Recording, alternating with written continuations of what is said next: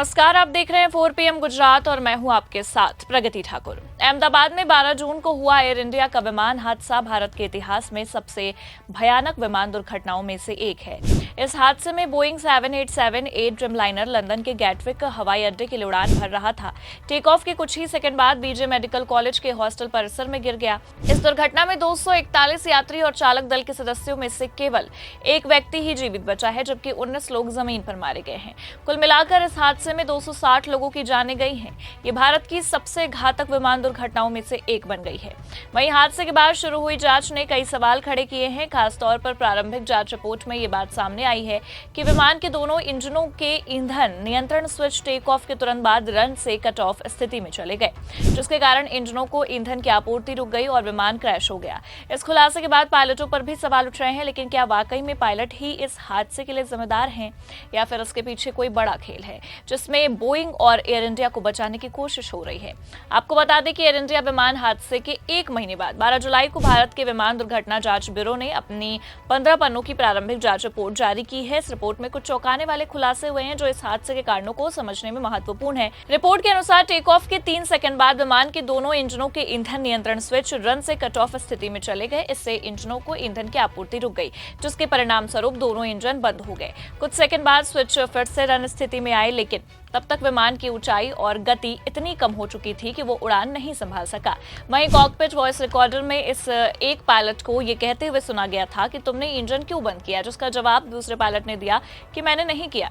इस बातचीत में ये सवाल उठता है कि स्विच का मूवमेंट किसके द्वारा हुआ। दोनों पायलट सुमित सभरवाल और को पायलट क्लाइव कुंदर बोइंग 787 विमान उड़ाने के लिए पूरी तरह से प्रशिक्षित और लाइसेंसधारी थे। सुमित सभरवाल के पास 8000 घंटों से अधिक का उड़ान अनुभव था। वहीं जांच में यह भी पाया गया कि विमान पूरी तरह से हवाई योग्य था। ईंधन की गुणवत्ता की जांच में भी कोई खराबी नहीं पाई गई है।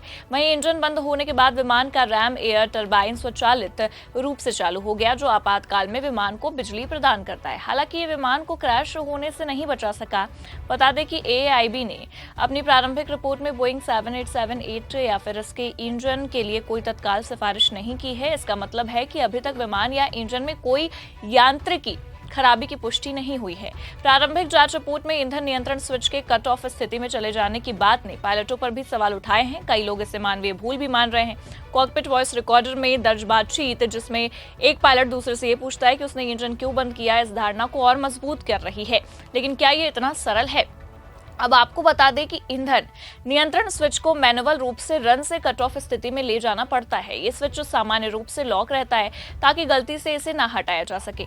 अगर स्विच हटा तो ये संभव है कि ये पायलटों की गलती से हुआ है। कॉकपिट में दर्ज बातचीत से ये संकेत मिलता है कि एक पायलट को स्विच के मूवमेंट की जानकारी नहीं थी, जिससे ये सवाल उठता है कि क्या दूसरा पायलट गलती से स्विच को छू बैठा है, जिसको लेकर कुछ विशेषज्ञों का ये कहना है कि टेक ऑफ के दौरान पायलटों को कई महत्वपूर्ण कार्य करने होते हैं, जैसे गियर अप करना और फ्लैप्स को भी समायोजित करना। इस दौरान गलती से गलत स्विच को छूने की संभावना हो सकती है। विमानन इतिहास में कई हादसे मानवीय भूल के कारण हुए हैं, इसलिए जांचकर्ता सबसे पहले पायलटों की भूमिका की ही जांच करते हैं। दोनों पायलट अनुभवी और प्रशिक्षित थे। सुमित सभरवाल के पास 8000 घंटों से अधिक का उड़ान अनुभव था। इतने अनुभवी पायलट से ऐसी बुनियादी गलती की उम्मीद कम ही होती है। वहीं कॉकपिट वॉइस रिकॉर्डर से भी पता चलता है कि दोनों पायलटों में से किसी ने स्वीकार नहीं किया कि उसने स्विच को छुआ है।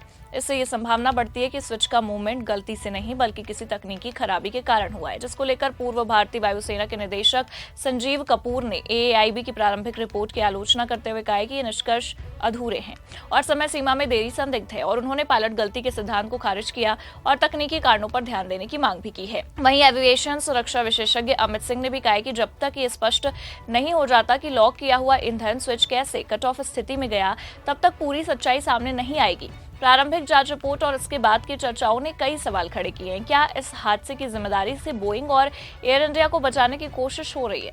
बता दें कि बोइंग पहले भी अपनी 737 मैक्स मॉडल की वजह से विवादों में रहा है। जब 2018 और 2019 में 2 घातक हादसों के बाद इस मॉडल को 1.5 साल के लिए उड़ान से रोक दिया गया था। इसके अलावा हाल ही में एक 737 मैक्स की उड़ान के दौरान एक पैनल के उड़ जाने की घटना से बोइंग की मशीनरी और सॉफ्टवेयर पर भी सवाल उठे थे।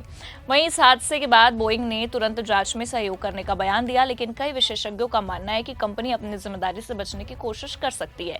इसको लेकर पूर्व AIB जांचकर्ता कैप्टन किशोर ने भी सुझाव दिया है कि ईंधन स्विच का मूवमेंट इलेक्ट्रॉनिक गड़बड़ी या फिर माइक्रो प्रोसेसर की खराबी के कारण भी हो सकता है। वहीं मार्को चान बकिंघमशायर न्यू यूनिवर्सिटी में वरिष्ठ लेक्चरर और पूर्व पायलट हैं। उन्होंने कहा है कि प्रारंभिक रिपोर्ट में चिप मॉलफंक्शन की ओर भी इशारा किया गया। इसके अलावा 2018 में अमेरिकी विमानन नियामक ने बोइंग 7878 के ईंधन नियंत्रण स्विच की लॉकिंग सुविधा के संभावित निष्क्रिय होने के भी बारे में एक चेतावनी जारी की थी। ये सवाल उठता है कि क्या बोइंग ने इस चेतावनी के बाद उचित कदम उठाए थे? AIB ने बोइंग 787 या फिर इसके इंजन के लिए कोई तत्काल सिफारिश नहीं की है। कुछ विशेषज्ञ इसे बोइंग को बचाने की कोशिश के रूप में भी देख रहे हैं। वहीं अब एयर इंडिया के पायलटों के प्रशिक्षण और प्रक्रियाओं पर भी सवाल उठ रहे हैं। हालांकि एयर इंडिया ने हादसे के बाद अपने पायलटों के लिए एक विस्तृत समीक्षा सत्र भी आयोजित करने की घोषणा की है, ताकि भविष्य में ऐसी घटनाओं को रोका जा सके। एयर इंडिया के CEO कैम्पबेल विल्सन ने भी हादसे पर गहरा दुख व्यक्त किया और कहा कि जांच में समय लगेगा। बता दें कि इस हादसे की जांच में भारत के AIB के साथ साथ कई अंतर्राष्ट्रीय संगठन भी शामिल हैं। अमेरिकी राष्ट्रीय परिवहन सुरक्षा बोर्ड ने बोइंग, GE और फिर संघीय विमानन प्रशासन के तकनीकी सलाहकारों को जांच में सहायता के लिए नियुक्त किया है। ब्रिटेन की AIB ने भी भारतीय अधिकारियों के साथ मिलकर हादसे की जांच में सहयोग किया है। दोनों कंपनियां जांच में सक्रिय रूप से सहयोग कर रही हैं। बोइंग के CEO केली ऑल्डबर्ग ने भी कहा है कि उनकी विशेषज्ञों की टीम भारत में जांच में मदद के लिए तैयार है।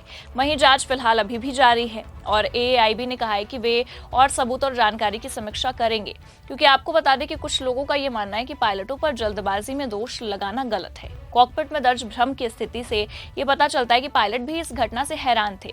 वहीं बोइंग की हाल की घटनाओं और पिछले विवादों ने लोगों के बीच कंपनी की विश्वसनीयता पर भी सवाल उठाए हैं। कई लोग ये मानते हैं कि तकनीकी खराबी की संभावना को पूरी तरह से खारिज नहीं किया जा सकता है। इस हादसे ने एयर इंडिया की छवि को भी प्रभावित किया। हालांकि एयर इंडिया ने पीड़ितों के परिवारों के साथ एकजुटता दिखाने और जांच में सहयोग करने का वादा किया है, क्योंकि आपको बता दें कि अहमदाबाद विमान हादसा एक ऐसी त्रासदी है जिसने न केवल भारत बल्कि पूरी दुनिया को झकझोरा है। प्रारंभिक जांच रिपोर्ट ने कुछ महत्वपूर्ण जानकारी दी है, लेकिन ये अभी भी कई सवालों के जवाब नहीं दे पाई है। क्या ये हादसा पायलटों की गलती से हुआ? क्या इसके पीछे तकनीकी खराबी थी?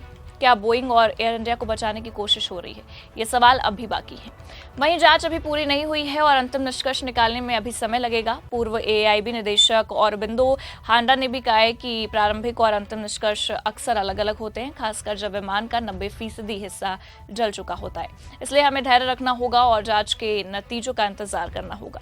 इस बीच ये जरूरी है कि हम इस हादसे से सबक लें। विमानन उद्योग में सुरक्षा सबसे महत्वपूर्ण है, और चाहे वो मानवीय भूल हो या फिर तकनीकी खराबी, ऐसी त्रासदियों को रोकने के लिए हर संभव कदम उठाए जाने चाहिए। फिलहाल के लिए इस खबर में इतना ही। ऐसी तमाम बड़ी खबरों के लिए आप देखते रहिए 4 PM गुजरात। नमस्कार।